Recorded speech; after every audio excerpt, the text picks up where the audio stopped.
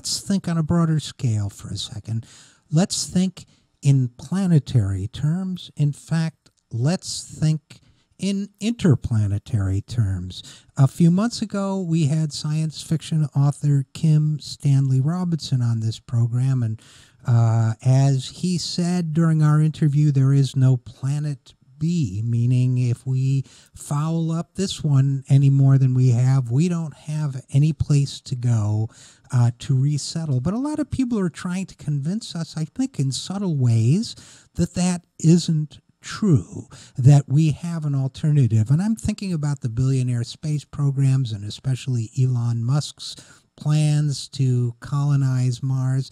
I want to talk about that for a second, because I think if we get too cozy with the idea that we can always leave if things get too bad here on Earth, we won't protect Earth enough. Now, there was a great graphic, and by the way, if you want to see this graphic, it shows, I'll tell you where to find it in a second, it shows all the usable space, meaning all the ground, if you will, in the entire solar system, and it overlays that against the continents of the Earth. And one of the surprising things about it is that in the entire solar system, there's not that much more space or whatever you want to call it, ground, surface area, than there is right here on Earth. I mean, it's maybe 3 or 4 times as much, but that includes, planets that are extraordinarily hot, like Mercury.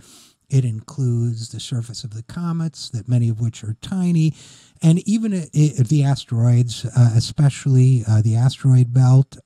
So if you add it all together, and the moons of Mars and so on, our own moon, you have a surprisingly finite amount of space to live on. And when you subtract the insanely hot places and the insanely tiny places and all of that, you really have very little where we could live, even if we brought our own air and water, which is a huge undertaking. So we really don't have a lot of places to escape to on the planet. Now, as I say, it's a striking graphic, and if you want to see it, you can go to our Patreon page, where we also, coincidentally, accept subscriptions to support this very program.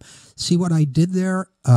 So again, that space is, that contribution space, as opposed to planetary space, is www.patreon.com/the0hour. If you go there and click on blog posts, you'll see one called There Is No Planet B, and you will see this rather striking graphic. So what about this fantasy, okay? What about this fantasy that we can go to other planets? Well, we're not going to get out of this solar system. I've already told you how little space there is here.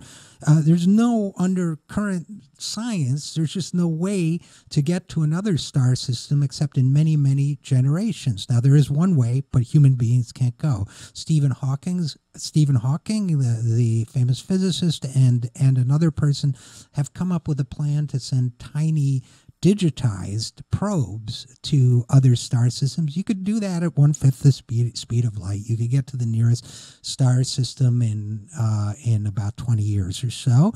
I hope they do that. It would be amazing to find out what's going on there. But again, those spacecraft would be no larger than an iPhone. And although we live with our iPhones, we don't live in them. So we will not be flying to another star system anyplace soon. And for that matter, even Mars is not that livable, because we'd have to terraform Mars. Now, terraforming, for those of you who don't know, is the concept of taking a foreign planet and changing its ecology and its environment so that it's like Earth. So terra as in Earth, forming as in changing. So this is a big deal in the sci-fi world and in the world of people like Elon Musk, that you can terraform other planets. But we don't know how to do that either. And in the meantime, while we're talking about all this stuff, we are de-terraforming Earth. We are changing Earth from the planet it was to the scarred, mutated planet. We are making it with our fossil fuels and our heavy industries. So de-terraforming is the word of the day that I just made up, or terra deforming, if you like.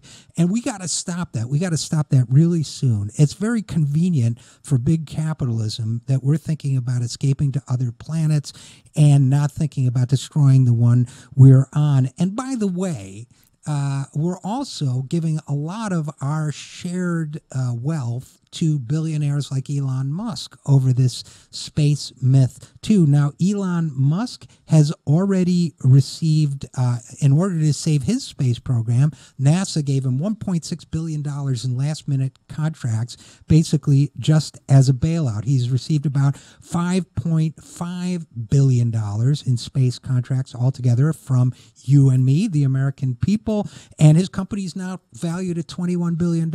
And by the way, of that $21 billion, we, the American people, owe precisely zero. Now, his empire for electric cars and solar power, and again, I'm talking about Elon Musk, has received $4 billion, not even in contracts, just basically in straight government giveaways. $4 billion, and we, the American people, don't own a penny of that either. So while we're at work ending the project of terra deforming our own planet by ending big capital's despoilation of it, let's own the wealth we produce too.